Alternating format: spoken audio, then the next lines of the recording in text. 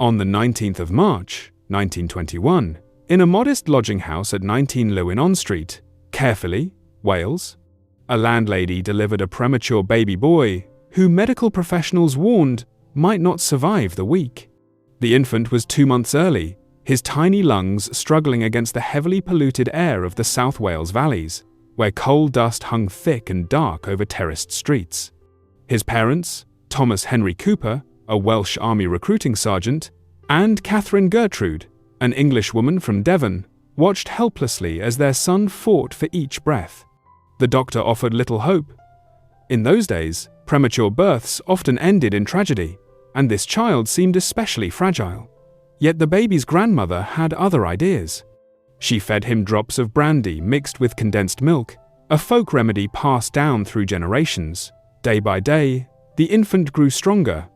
Against all odds, the child who was not expected to see his first week would grow to become one of Britain's most beloved entertainers, a towering figure both literally and metaphorically. Thomas Frederick Cooper had survived his first battle, though he could not have known that his greatest performances still lay decades ahead. The air in Caerphilly was unforgiving. The boom of industry had brought prosperity, but at a terrible cost. Smoke from coal mines and factories created a permanent grey haze that settled into lungs and stayed there. When Tommy was just 3 years old, his father accepted a new position, and the family packed their belongings and moved to Exeter in Devon. It was there, in that gentler coastal climate, that young Tommy would spend his formative years and acquire the distinctive West Country accent that would later become an integral part of his comedic persona. The Coopers settled into a modest life on the back streets of Haven Banks. Tommy attended Mount Radford School for Boys, an establishment that advertised itself as being assisted by efficient staff and masters.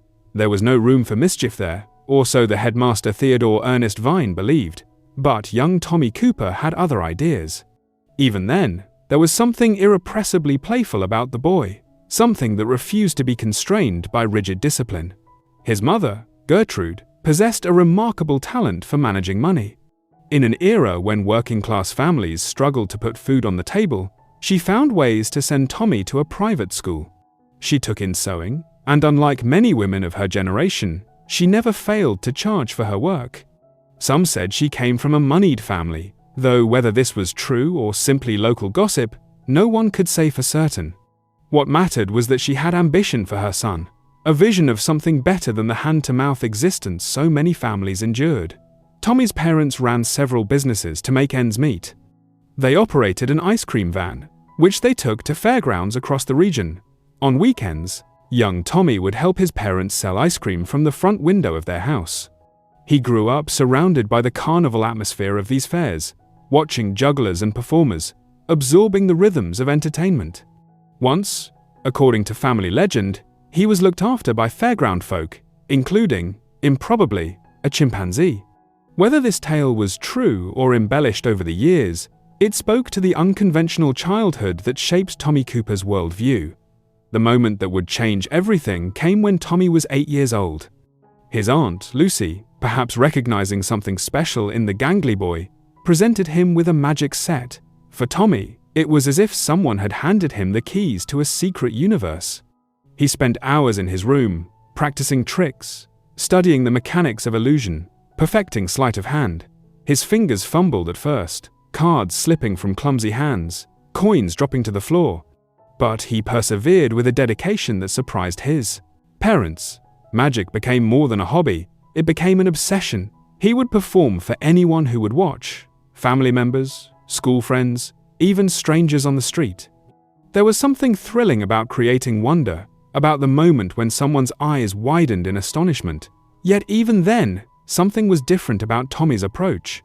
Where other young magicians sought to mystify and impress, Tommy seemed almost more interested in the human reaction itself, in the connection between performer and audience. As Tommy grew, so did his physical presence. By his teenage years, he had shot up to become a towering figure, eventually reaching 6 feet 4 inches tall. He wore size 13 boots and possessed hands that seemed almost comically large. His features were distinctive: a long face, a prominent nose, eyes that could shift from bemused innocence to knowing mischief in an instant. He was not conventionally handsome, but there was something magnetic about him, something that drew the eye. At 16, Tommy left the family home and found work as an apprentice shipwright in Hythe, Hampshire, near Southampton. It was hard, physical labor, the kind that left a young man exhausted at the end of each day. But Tommy could not leave the magic behind. He would interrupt his work to show tricks to other workers, pulling cards from thin air during tea breaks, making tools disappear and reappear. His supervisors were less than amused. On one occasion, he was sent home for a week because he simply could not stop performing. Magic was not just something Tommy Cooper did, it was something he was. The moment of truth came when he was asked to perform at the shipyard. It would be his first proper public performance, a chance to showcase everything he had learned. Tommy prepared meticulously, rehearsing each trick until it was perfect. He envisioned the applause, the admiration, the acknowledgement that he was truly talented. The performance was a cruelly, complete disaster. Stage fright seized him the moment he stepped before the assembled workers. His hands trembled, his mouth went dry. The tricks that had worked flawlessly in his room now fell apart before his eyes. He was supposed to pull a series of colored handkerchiefs from a cylinder, but they stuck. A card fell from his sleeve at precisely the wrong moment. The table wobbled, props tumbled to the floor. Nothing went right. In his panic, Tommy fled the room, tears streaming down his face, the sound of laughter echoing behind him. He was devastated. The humiliation burned like acid. For days afterwards, he could barely face his colleagues. But gradually, as the sting of embarrassment faded, something else emerged. A realization. The workers had not been laughing at him in cruelty. They had been genuinely entertained. The failure itself had been funny. The chaos, the panic, the sheer human vulnerability of it all, this was comedy gold. Years later, Tommy would recall that moment with perfect clarity. "I got stage fright," he said simply. "That's why it all went wrong." But then I thought to myself, well, it might have all gone wrong, but I got a laugh. Perhaps I should concentrate on that. In that instant of insight, Tommy Cooper had discovered something profound, that failure, when embraced rather than feared, could be more entertaining than success. That the gap between intention and execution, between what should happen and what does happen, was where comedy lived. This understanding would become the foundation of everything that followed. Tommy Cooper would spend the next 4 decades perfecting the art of controlled chaos, of making failure look accidental while every stumble was meticulously choreographed. But first, the world had other plans for him. In 1939, as Tommy was still learning his craft and working at the shipyard, German forces invaded Poland. Britain declared war on Germany. The long shadow of conflict was spreading across Europe. And soon it would reach even the coastal town where Tommy Cooper practiced his magic tricks and dreamed of making people laugh. The brown envelope arrived in 1940. Tommy Cooper, now 19 years old, held his call-up papers and understood that his life was about to change completely. Like millions of other young British men, he was being summoned to serve his country. The Second World War had moved beyond the stage of distant news and had become grimly personal. Tommy joined the Royal Horse Guards, an elite cavalry regiment known as the Blues, part of the Household Cavalry. He was given the rank of trooper, the cavalry equivalent of a private soldier, and sent to Pierbright Camp in Surrey for training. For a young man who had spent his teenage years as a shipwright and amateur magician, the military life was a profound shock. Everything was regimented: when to wake, when to eat, when to sleep. Orders were barked, not discussed. Mistakes were punished swiftly. And then there were the horses. Tommy would later joke about his early experiences with cavalry training, transforming his genuine struggles into comedy routines. "I was in the Horse Guards," he would tell audiences years later, "and I remember being stationed once at Pierbright. We were under canvas. And then we used to get up and gallop over the mountains, up the other mountain and down, over the waters, through the fences, gallop over the fields, over the mountains again." He would pause for perfect comic timing. "I was knackered, and that was just getting to the horse. The reality was less amusing." On his very first day in the saddle, Tommy put his foot in the stirrup, but the saddle slipped. Instead of mounting gracefully, He found himself hanging upside down beneath the horse's belly, his size 13 boots tangling in the straps. The other soldiers roared with laughter. At 6 feet 4 inches, and with a naturally ungainly build, Tommy cut an absurd figure attempting to master horsemanship. But gradually, through determination and practice, he learned. He became a competent rider, though never a natural one. By the time Tommy completed his basic training, the Royal Horse Guards had been retitled as the 1st Household Cavalry Regiment. In a sign of how warfare was evolving, the regiment had swapped its horses for armored cars and small tanks. This was modern mechanized warfare, and the soldiers were deploying not to the fields of France, but to the scorching deserts of the Middle East. Tommy shipped out to Haifa in Palestine. The journey was long and uncomfortable, packed into the hold of a transport ship with hundreds of other soldiers, the air thick with cigarette smoke and nervous anticipation. Many of the young men had never left Britain before.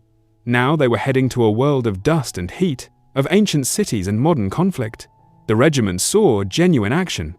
In April 1941, Tommy's unit moved into Iraq to oppose Rashid Ali, who had seized power in Baghdad and allied himself with the Axis powers. Later that same year, they fought against the Vichy French forces in Syria. These were not the grand set-piece battles that would later dominate history books, but they were real combat nonetheless. Men died, others were wounded. Tommy Cooper, the young man who had once run from a stage in tears, now faced dangers that made stage fright seem trivial.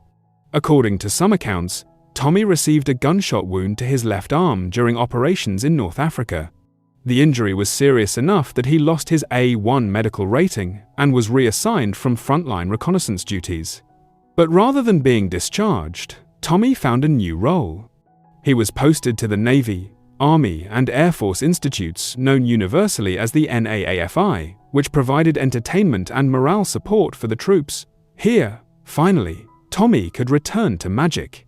He joined a concert party, entertaining soldiers who were far from home, exhausted from combat, desperate for any distraction from the grinding reality of war. These were not sophisticated audiences. They did not want elaborate illusions or mysterious mysticism.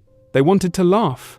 They wanted to forget, even if just for an hour, where they were and what they might have to do tomorrow. Tommy began to develop his act. He combined magic tricks with comedy, deliberately allowing some tricks to fail for comic effect, while occasionally pulling off a genuine illusion to keep the audience guessing. The soldiers loved it. Here was one of their own, an awkward giant of a man who fumbled and stumbled but somehow kept them entertained. There was something honest about it, something that felt true to their own experiences of things going wrong. The moment that would define Tommy Cooper's image came during a performance in Cairo. He was scheduled to perform a sketch that required him to wear a pith helmet as part of his costume. But when the time came to go on stage, Tommy realized he had misplaced the helmet. Panic set in. The show was about to start. What could he do? In desperation, Tommy spotted an Egyptian waiter walking past wearing a red fez, the traditional cylindrical hat with a tassel. Without thinking, Tommy reached out and borrowed or perhaps commandeered the fez, placed it on his head, and went on stage. The response was instantaneous and overwhelming. The audience erupted in laughter. There was something inherently funny about this towering British soldier wearing an Egyptian fez. It was incongruous, unexpected, absurd. The fez became part of the act that night, and Tommy realized he had stumbled upon something special. From that moment forward, the red fez would be inseparable from Tommy Cooper. It would become his trademark, his signature, the visual symbol that defined him. The fez was more than just a prop. It was a statement of Tommy's comedic philosophy: take something familiar and make it strange, embrace the unexpected, find humor in incongruity. The fez transformed Tommy from just another tall soldier into an instantly recognizable character. Years later, when asked why he wore it, Tommy would simply say, "It got a laugh." Throughout the war, Tommy performed whenever he could. He entertained troops in makeshift theaters, in mess halls, even outdoors in the desert. He learned to read audiences, to adjust his timing based on their mood, to know when to push forward and when to pull back. These were not easy crowds. Some soldiers were distracted, thinking about upcoming operations. Others had just returned from combat and were processing trauma. But Tommy found ways to reach them, to make them laugh despite everything. In 1942, his regiment participated in the Battle of El Alamein, one of the defining conflicts of the North African campaign. Tommy was there in the vast stretches of desert as General Montgomery's 8th Army pushed back Rommel's forces. He experienced the noise and chaos of modern warfare, the thunder of artillery, the rattle of machine guns, the screaming descent of dive bombers. Many of his comrades did not survive. Yet even in this environment, humor persisted. Soldiers told jokes to cope with fear. They laughed at absurdities because the alternative was to be crushed by the weight of it all. Tommy Cooper, who had discovered the power of comedy through his own failures, now saw how essential laughter was to human survival. Comedy was not frivolous, it was fundamental. By the time the war ended in Europe in May 1945, Tommy Cooper had served for 7 years. He had seen action in the Middle East, performed for countless troops, and transformed from an amateur magician into a seasoned entertainer. The war had given him something invaluable: stage time. Thousands of hours performing in front of live audiences, learning what worked and what didn't, developing the timing and instincts that no amount of practice in isolation could provide. When Tommy was demobilized in 1947, he faced a choice. He could return to his old job as a shipwright, to the security and predictability of manual labor, or he could take an enormous risk and pursue entertainment professionally. Tommy had seen too much, experienced too much, to go back to the way things were. The war had changed him, refined him, given him confidence in his abilities. He chose the stage. London in 1947 was a city still recovering from war. Bomb sites scarred the landscape. Rationing continued.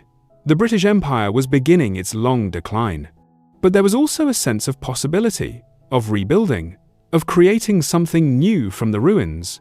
For Tommy Cooper, newly demobilized and determined to make his living as an entertainer, it was both the best and worst time to be starting out.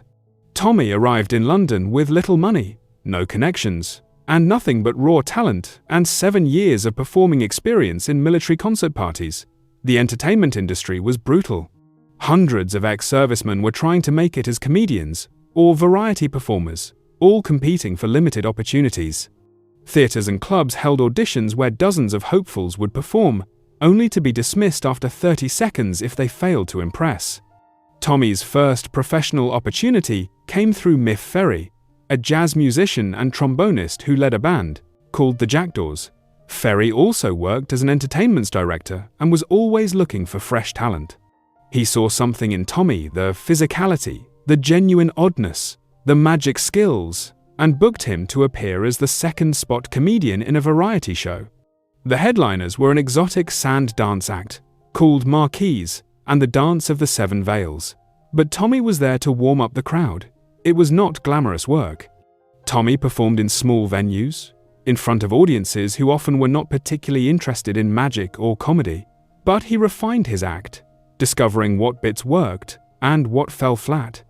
He learned the rhythm of variety theatre, the importance of starting strong, building momentum, ending with a flourish. Most importantly, he continued to develop his unique style of deliberately fumbled magic tricks, interspersed with rapid-fire one-liners. Tommy was not an overnight success. For 2 years, he ground through an exhausting schedule of performances. He toured Europe, playing to audiences who sometimes did not even speak English but who responded to his physical comedy and expressive face. He took whatever work was offered, including a stint in pantomime where he played one of Cinderella's ugly sisters. For a man of his height and build, the costume and makeup were comically absurd, but Tommy committed fully to the role. The breakthrough came when he secured a season-long booking at the Windmill Theatre in London. The Windmill was famous for 2 things. It had remained open throughout the Blitz, proudly declaring, "We never closed," and it featured nude tableau vivants that attracted large male audiences. Comedians at the Windmill faced a unique challenge. They had to perform in front of men who were really there to see naked women and were often irritated by any interruption to the main attraction. Tommy thrived in this difficult environment. His act was so unusual, so bizarrely compelling, that even the most indifferent audience members paid attention. During one particularly intense week, he performed 52 shows, more than 7 performances per day. It was exhausting, bruising work, but it honed his skills to a razor's edge.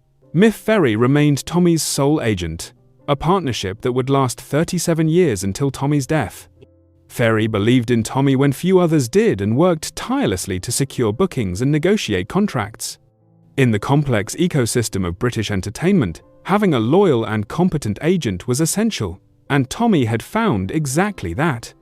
In March 1948, Tommy achieved a significant milestone: his television debut on the BBC talent show New to You. Television was still in its infancy.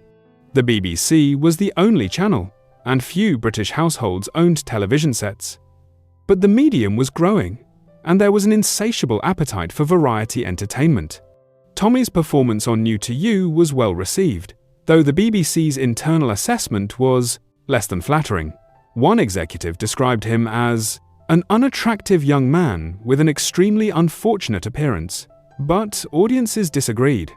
There was something compelling about Tommy Cooper's presence. His very awkwardness was part of the appeal. He did not pretend to be smooth or sophisticated.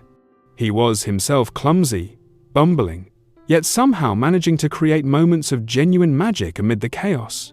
This authenticity resonated with post-war British audiences who were tired of pretension and artifice. Throughout the early 1950s, Tommy became a regular presence on British variety shows. He appeared on It's Magic, his first television series for the BBC, which ran fortnightly in 1952. Each episode showcased his magic comedy hybrid, and viewers responded enthusiastically. Tommy's career was accelerating, but he remained grounded, still living modestly, still working constantly to improve his craft. On the 24th of February, 1947, while still stationed in Cyprus before his demobilization, Tommy had married Gwen Henty in Nicosia. Gwen would remain his wife until his death, though their marriage would be complicated, marked by Tommy's increasing dependence on alcohol and, later, by his long-running affair with his personal assistant. They had 2 children, Thomas, born in 1956, who would later become an actor using the stage name Thomas Henty, and Victoria, called Vicky by the family. Tommy's career continued to climb. In 1955, the family moved into a detached Edwardian house at 51 Barrowgate Road in Chiswick, West London. It would remain Tommy's home for the rest of his life. The house gradually filled with props, magic equipment, boxes of tricks, gadgets from magic shops. Tommy's son, Thomas, was christened locally at Christ Church in Turnham Green, and the guest list read like a who's who of British entertainment: Norman Wisdom, Harry Seacombe, and other stars of Displain, the era. By 1957, Tommy Cooper was no longer a struggling performer but a bona fide star. He had successfully debuted at the Hotel Flamingo in Las Vegas, bringing his unique brand of British humor to American audiences. When offered a season at the Radio City Music Hall in New York, he had to turn it down because he was already booked solid for the next 2 years in England. His first major television series was for Associated Rediffusion, one of the new independent ITV stations that were beginning to challenge the BBC's monopoly. The show was called Life with Cooper, and it was an immediate hit. Before the series had even finished its run, Tommy was being offered another contract. His appeal crossed class boundaries in a way that was rare for British entertainers. Working-class audiences loved him for his everyman quality. Middle-class audiences appreciated his genuine skill as a magician. Intellectuals found layers of meaning in his deliberately subversive approach to performance. Tommy's humor was never cruel or sophisticated. His jokes were simple, often ancient, the kind of groan-inducing puns and one-liners that had been circulating for decades. I went to the doctor. He said, "I'd like you to lie on the couch." I said, "What for?" He said, "I'd like to sweep the floor."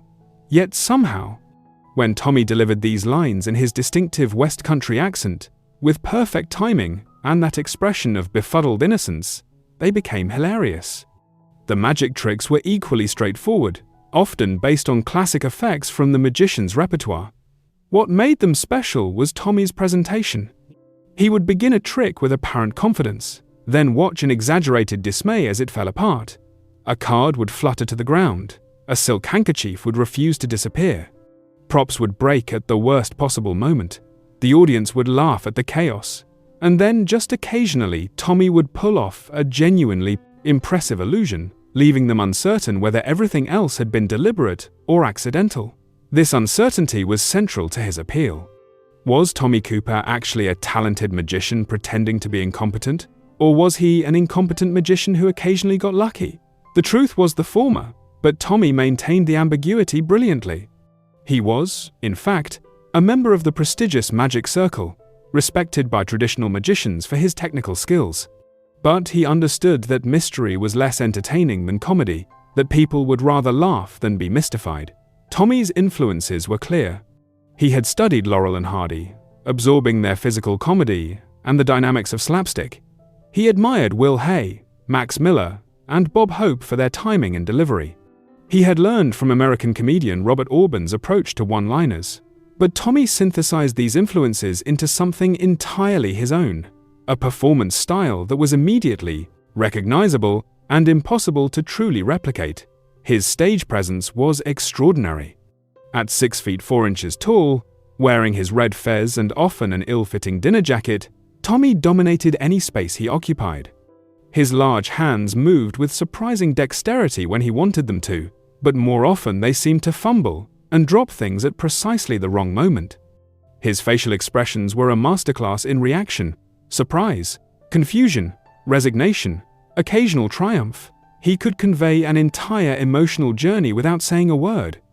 In 1957, Tommy was asked to entertain at a Royal Command performance. These prestigious events, held annually, brought together the finest British entertainers to perform for the Queen and royal family. To be invited was an acknowledgement of having reached the pinnacle of one's profession. Tommy was nervous, genuinely nervous, not the performative stage fright that was part of his act. But once he stepped on stage, instinct took over. After the performance, Tommy was presented to Her Majesty Queen Elizabeth II in the receiving line. What followed was pure Tommy Cooper. "Do you think I was funny?" he asked the Queen. "Yes, Tommy," she replied graciously. Tommy persisted. "You really thought I was funny?" The Queen confirmed again that yes, she had found him amusing. Tommy pressed on. "Did your mother think I was funny?" The Queen Mother had indeed enjoyed the performance. Then Tommy asked, "Do you mind if I ask you a personal question?" The exchange has become legendary, exemplifying Tommy's childlike directness and his complete inability to be intimidated by authority or circumstance. Whether this exact conversation occurred or has been embellished over the years, it captured something essential about Tommy Cooper, his fundamental honesty, and his belief that everyone, regardless of status, was a potential audience member who deserved to be entertained. Tommy Cooper had arrived. He was now one of Britain's most recognizable entertainers, his face familiar to millions, his catchphrases entering common usage. Children in school playgrounds imitated him. Adults quoted his jokes. The red fez had become an icon of British comedy. But the road to stardom had been long and difficult, built on years of hard work, countless performances, and an unwavering commitment to making people laugh. The question now was whether Tommy could sustain this success. The entertainment industry was notoriously fickle. Yesterday's sensation could be tomorrow's forgotten has-been. Tommy would need to evolve, to find new ways to remain relevant and compelling. And he would need to navigate the personal demons that were beginning to emerge, his increasing dependence on alcohol, his complicated family life, and the exhausting demands of constant performance. The next decades would test Tommy Cooper in ways he could not have anticipated. But for now, in the late 1950s, he was riding high, making the dollar nation laugh, living the dream he had nurtured since that aunt gave him a magic set when he was 8 years old.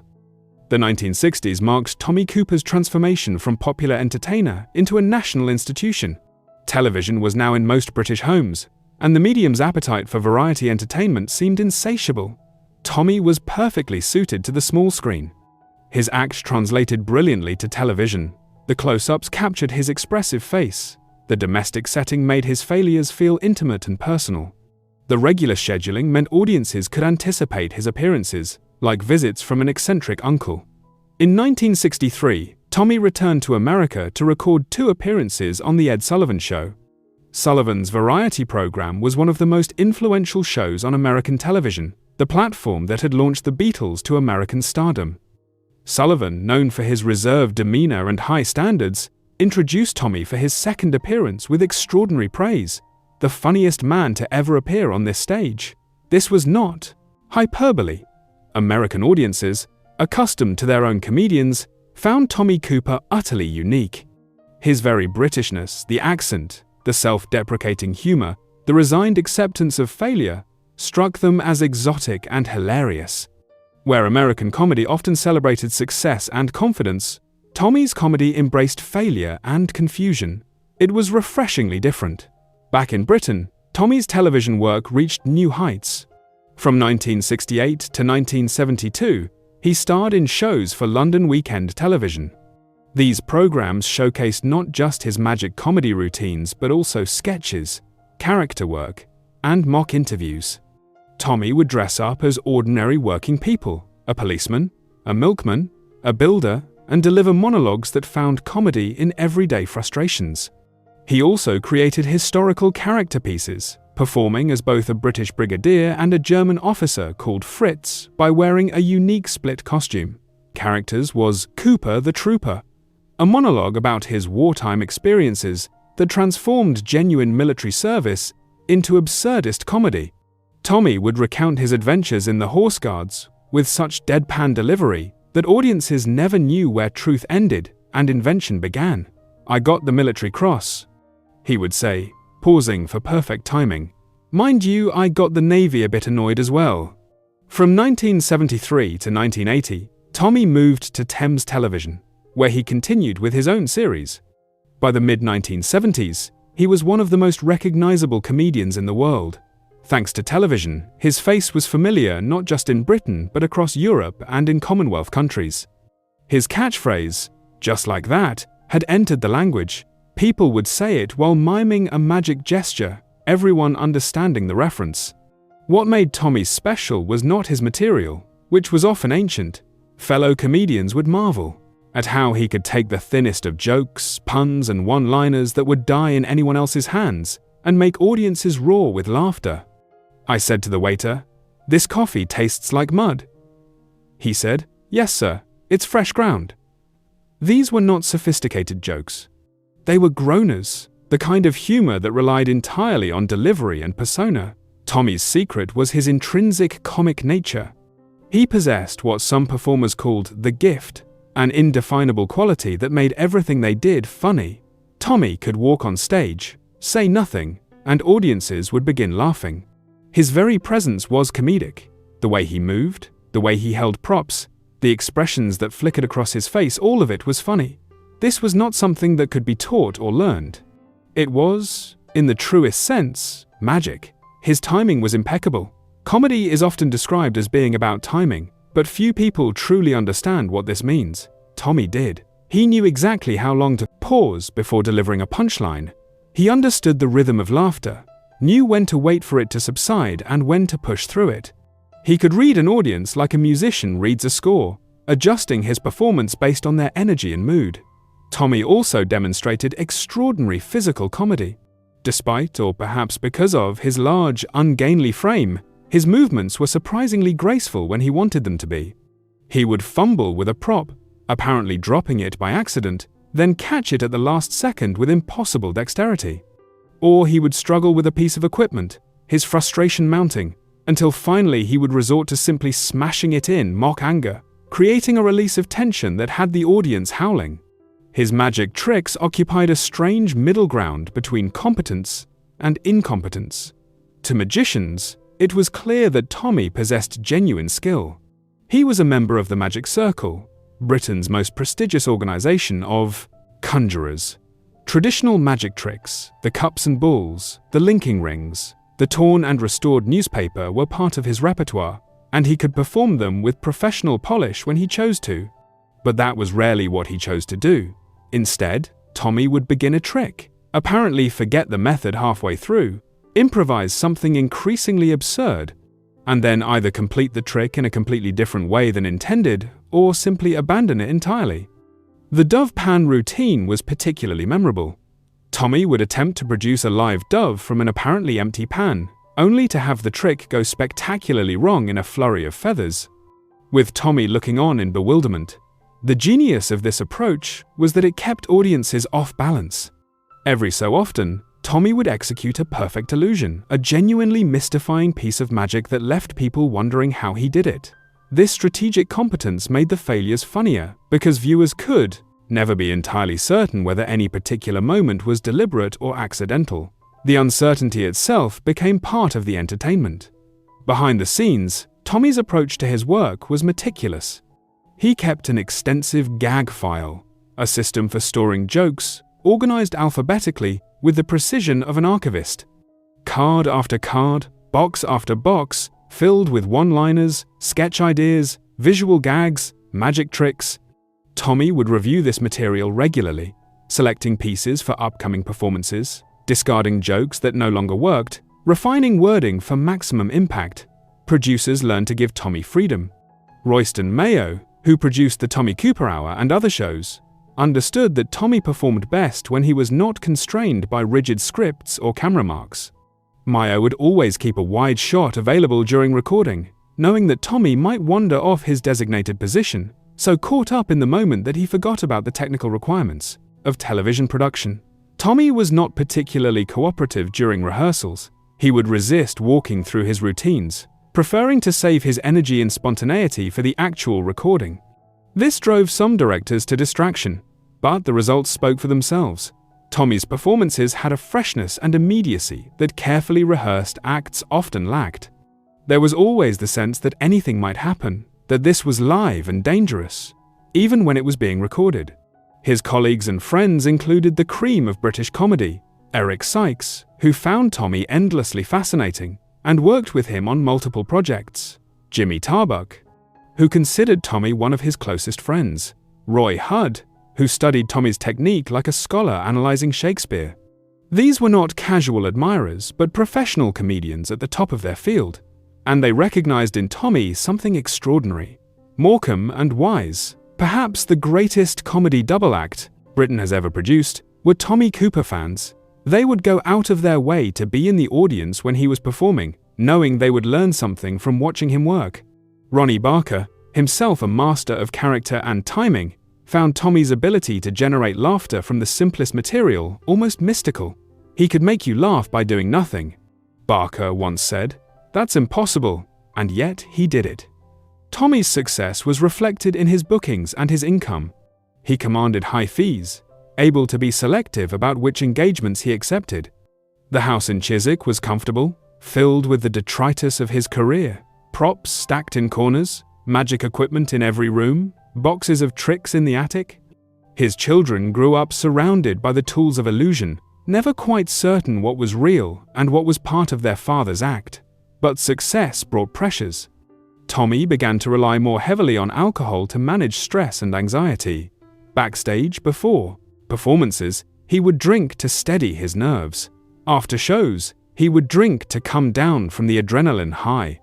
Gradually, the drinking became less about managing performance anxiety and more about managing life itself. Brandy was his particular weakness, and those close to him noticed that alcohol brought out a different side of his personality, one less gentle, more prone to anger. Gwen, Tommy's wife, bore the brunt of this change. She would later admit that Tommy could become physically violent when drunk, that she had needed help dealing with the domestic violence. It is an uncomfortable truth about a man so beloved by the public. Tommy Cooper, who made millions laugh, caused pain to the person closest to him. The dichotomy between public persona and private behavior is not uncommon among performers, but that does not make it less troubling. Tommy also struggled with fidelity. From 1967 until his death, he conducted a long-term affair with Mary Fieldhouse. His personal assistant, Mary, also known as Mary Kay, was married to composer Norman Kay, but she and Tommy developed a relationship that went far beyond professional collaboration. She would later write about their relationship in her book For the Love of Tommy, published in 1986, 2 years after his death. Gwen knew about the affair but chose to remain married to Tommy. Perhaps she recognized that leaving would have been even more painful than staying. Perhaps she still loved him despite everything. Perhaps, as she herself suggested, she appreciated his many good qualities and accepted his flaws as part of the package. "He was the nicest, kindest, and most awkward man in the world," she said. By the end of the 1970s, Tommy's lifestyle was catching up with him. He smoked heavily, often working his way through multiple cigars during a single performance. The combination of smoking and drinking was taking a visible toll on his health. His face, always distinctive, became more lined and weathered. His movements, though still part of his comedic arsenal, sometimes seemed genuinely labored rather than deliberately clumsy. In Rome in 1977, while performing at a show, Tommy suffered a heart attack. It was serious enough that he was hospitalized and forced to take several months off to recover. The doctors were blunt. He needed to change his lifestyle dramatically or face serious consequences. Tommy promised to give up cigars and cut back on alcohol. He kept these promises for a while, but the lure of old habits proved too strong. Thames Television, which had been his home for much of the decade, became reluctant to offer him new starring series. The drinking was affecting his professionalism. Club owners complained that he would arrive late, or, worse, rush through his act in 5 minutes when audiences expected 20 or 30. By 1980, Cooper's Half Hour became his last starring series for Thames. It marked the end of an era. But Tommy Cooper did not retire. Even as his health declined and his opportunities for starring roles diminished, he continued to perform. He appeared as a guest on other shows, worked with Eric Sykes on Thames Productions in 1982, and accepted bookings at clubs and theatres. Performing was not just his job, it was his identity. Without the stage, without the audience, without the laughter, who was Tommy Cooper? The television years had made him a legend, but they had also exacted a price. The constant pressure to be funny, to meet expectations, to remain relevant in an industry that was always looking for the next sensation, all of this wore him down. Tommy Cooper was only in his early 60s, but he had lived a lifetime of performances, each one requiring him to summon reserves of energy and creativity. The magic, which had once come so naturally, now required effort. Yet when he stepped on stage, something still happened. The lights would hit him, the audience would cheer, and Tommy Cooper would transform. The weariness would fall away, the health problems would recede. For those moments, he was purely and completely himself, a man in a fez, making the impossible possible, turning failure into triumph, showing a world that had forgotten how to laugh, that laughter was still the most important magic of all. The early 1980s found Tommy Cooper in a strange position. He was universally beloved, his place in British comedy history secure, yet the opportunities for starring roles had dried up. His heavy smoking and drinking had damaged his professional reputation as much as his health. Producers who had once competed for his services now hesitated to take the risk. But Tommy could not imagine life without performing. He continued to accept guest appearances on variety shows and chat programs. Television audiences were always delighted to see him, that distinctive figure in the red fez, shambling on stage to deliver a few minutes of chaos and laughter. Even in small doses, Tommy Cooper was special. A 5-minute spot on someone else's show could steal the entire evening. Behind the scenes, Tommy's life was complicated. His marriage to Gwen had survived his affair with Mary Fieldhouse, but it was strained. His children had grown up. His son Thomas had become an actor, though he would tragically die in 1988 at the age of 32. His daughter, Victoria, called Vicky, maintained a relationship with her father despite the difficulties. Tommy's health continued to deteriorate.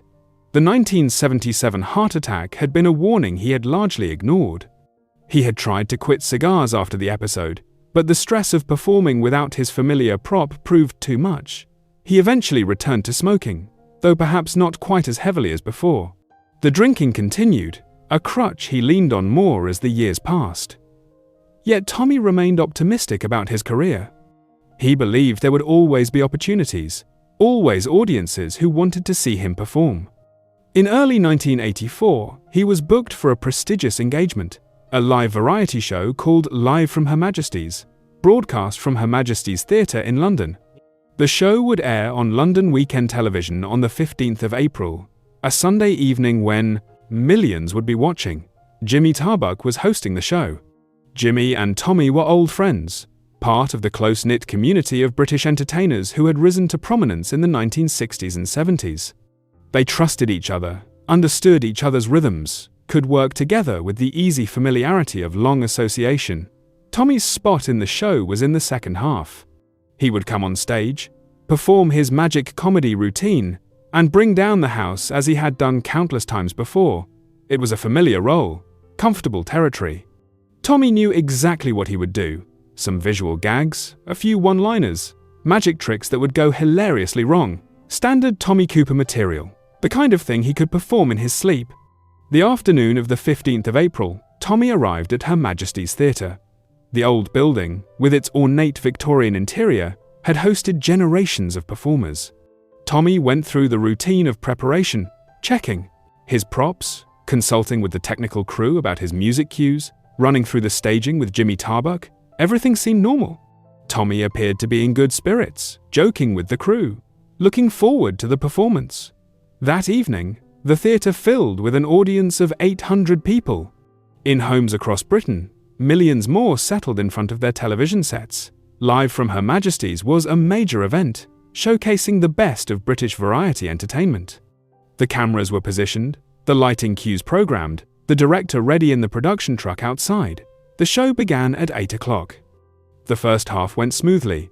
Various acts performed, the audience responded enthusiastically. Jimmy Tarbuck charmed everyone with his warm hosting. During the interval, Tommy prepared backstage. He was scheduled to appear shortly after the show resumed. An assistant helped him into a long black cloak, part of the costume for his routine. The cloak was heavy, enveloping. Underneath it, Tommy would appear to produce various large objects, a ladder, a milk churn, a long pole, each revelation getting a bigger laugh. Jimmy Tarbuck was hiding behind the stage curtain, ready to pass the props to Tommy at the right moments. They had done similar routines dozens of times before. The mechanics were simple. Tommy would act surprised as increasingly absurd objects emerged from beneath his cloak. The audience would laugh at the escalating chaos, and the routine would build to a climax. At approximately 8:40 in the evening, Tommy Cooper walked on stage. The audience greeted him with warm applause and laughter. Just seeing him was enough to generate mirth. He began his routine, delivering lines, setting up the magic tricks. The cloak hung from his shoulders like a dark wing. Then something went wrong. Tommy stumbled backward. At first, everyone thought it was part of the act. Tommy was famous for elaborate falls and physical comedy. The audience laughed. Even the crew initially assumed this was a planned bit of business. But Tommy did not get up. He lay on the stage, visible through a gap in the curtain, his feet protruding from beneath the heavy cloak. Confusion rippled through the theatre and the television control room. Was this part of the show? Was Tommy about to spring up with a punchline? The audience's laughter began to sound uncertain, trailing off into confused murmuring. Backstage, Jimmy Tarbuck realized immediately that something was terribly wrong. Tommy was not moving. His breathing had become labored, a loud snoring sound that suggested serious medical distress. Alasdair Macmillan, the director in the television production truck, made a split-second decision. He could not cut away too quickly that would confirm to viewers that something was amiss. But he could not keep showing Tommy lying motionless on stage. Macmillan cued the orchestra to play music and ordered an unscheduled commercial break. The screen went blank for several seconds before advertisements appeared. In the theatre, the curtain came down. Medical personnel rushed to Tommy's side. The audience, no longer able to see what was happening, sat in stunned silence. Some still believed it might be an elaborate joke. Surely Tommy Cooper would emerge from behind the curtain, fez askew, delivering a punchline about the whole thing being part of his act. That was what Tommy did. He turned disasters into comedy. But this was not comedy. This was a massive heart attack. Tommy Cooper, who had made his living making people laugh, was dying in front of 12 million television viewers and 800 theatre patrons. The show continued, though everyone involved was distracted and distressed. The acts that were scheduled to follow Tommy went on as planned, performing in the limited space in front of the curtain while, behind it, desperate efforts were made to save Tommy's life.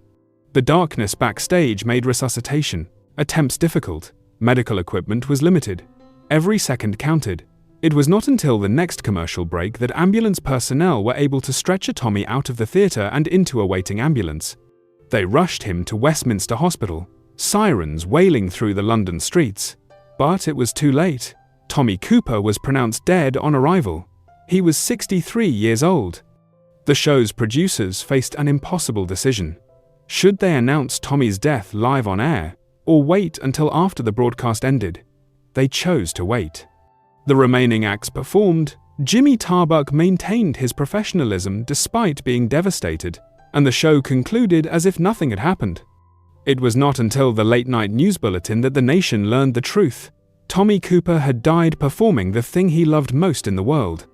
The next morning, newspapers carried the story on their front pages. Tributes poured in from across the entertainment industry and from ordinary people whose lives Tommy had touched. The video footage of his final performance would become controversial. Some felt it should never be shown again out of respect for Tommy and his family. Others argued it was a part of history, a record of how a great entertainer died doing what he loved. Victoria, Tommy's daughter, would later give her first television interview about her father decades after his death, admitting she had avoided discussing him publicly because of the grief. The loss was still raw all those years later, the memory of that April evening still painful. Tommy's funeral was held at Mortlake Crematorium in London. His son Thomas scattered the ashes in the back garden of the Chiswick house, over Tommy's favourite daffodils, a quiet, private memorial for a man whose life had been so public. There are also memorials at Ocklinge Cemetery in Eastbourne, where markers commemorate Tommy, his wife Gwen, and their son Thomas. The manner of Tommy's death collapsing on stage during a live broadcast was both tragic and, in a strange way, fitting. He had lived for performance, had needed the laughter and applause like oxygen. To die while making people laugh, to spend his final moments doing the thing he was born to do, seemed almost like a final joke, though one too dark to be funny. His last words, according to some accounts, were, "Thank you, love," spoken to the assistant who had helped him into the cloak seconds before he collapsed. If true, they were characteristically gracious, a small kindness in his final moments. Tommy Cooper's death sent shockwaves through British comedy. It reminded performers of their own mortality, of the toll that years of stress and unhealthy living could exact. Ronnie Barker, who had admired Tommy greatly, later cited Tommy's death, along with Eric Morecambe's in 1984, as a factor in his decision to retire at 59, rather than risk working himself into an early grave. In the decades after Tommy Cooper's death, his legend only grew. New generations discovered him through reruns and clips, and comedians hailed him as an enduring influence. The red fez became a symbol of warm, absurd British humour. In 2005, the Comedian's Comedian poll ranked him 6th among the greatest comedy acts of all time, proof that professionals still viewed him as a master. Figures as different as Jason Manford and punk icon John Lydon admired him, highlighting his universal appeal. Tributes flourished. Actor Jerome Flynn toured a show called Just Like That, while fans in Caerphilly founded the Tommy Cooper Society, raising funds for a statue unveiled in 2008 by Sir Anthony Hopkins, who called Tommy's humour pure simplicity. The bronze monument soon became a beloved landmark, later donned with props like a red nose and face mask, small acts of affection in his spirit. Cooper's memory was celebrated through plays, Being Tommy Cooper, 2013, television, dramas Not Like That, Like This, 2014, and touring tribute shows, backed by his daughter Victoria. His legacy was formally honoured with a blue plaque at his former Chiswick home, 2016, and by the Victoria and Albert Museum, which acquired 116 boxes of his papers and gag files, revealing his meticulous comic craftsmanship. Documentaries such as Tommy Cooper, in his own words, 2018, and Tommy Cooper at the BBC, 2021, reintroduced him to younger audiences, showing how his humour still feels fresh decades later. Tommy Cooper remains more than a comedy icon, he is loved. His warmth, timing, and self-deprecating style reshaped comedy, proving that failure could be funnier than success. His influence extended into magic, inspiring performers to mix laughter with illusion. Ultimately, Tommy's story endures because it reflects humanity itself, flawed, funny, and deeply kind. In a world often cynical, his laughter remains pure and timeless, a reminder that the simplest joke, told with heart, can outlive us all. Thank you for watching. Don't forget to subscribe to Cinema Peak for more true stories from the legends who made Britain laugh.